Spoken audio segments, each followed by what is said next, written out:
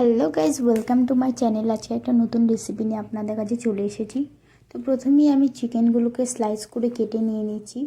এরপর পরিমাণ মতো নুন, 1 চামচ আদা রসুন পেস্ট, 1 চা চামচ লঙ্কার গুঁড়ো আর 1/2 চা চামচ গোলমরিচের গুঁড়ো দিয়ে দিয়েছি। এখানে আমি দিয়ে দিয়েছি 1 চামচ টমেটো সস, 1/2 চামচ সয়া সস।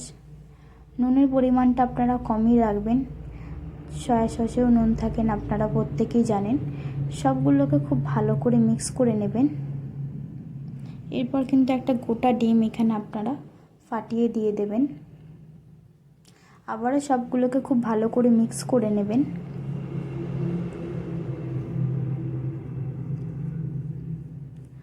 অন্যদিকে আমি আর একটা বাটি নিয়ে নিয়েছি, দিয়ে দেবো 1 কাপ ময়দা, 1/2 কাপ কর্নফ্লাওয়ার, একটু লঙ্কার গুঁড়ো আর একটু গোলমরিচের গুঁড়ো। এবার সবগুলোকে খুব ভালো করে মিক্স করে নিতে হবে।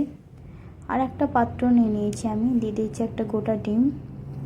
আর যে ময়দার মিক্সটা আমি বানালাম সেটা আমি একটুখানি দিয়ে দিলাম।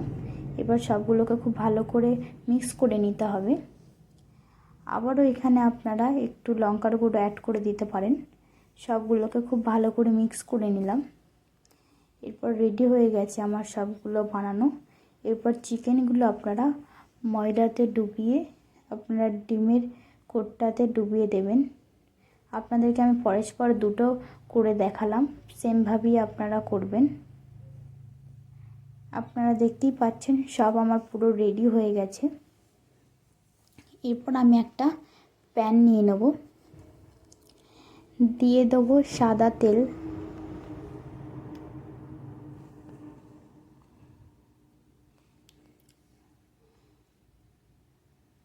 তেলটা একটু গরম হয়ে যাওয়ার পর কিন্তু আপনারা এক এক করে চিকেনগুলোকে সবগুলোকে দিয়ে দেবেন।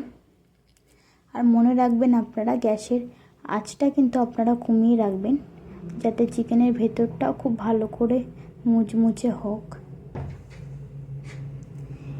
এরপর কিন্তু আপনারা 2 মিনিট পর কিন্তু এটা আপনারা উল্টে দেবেন।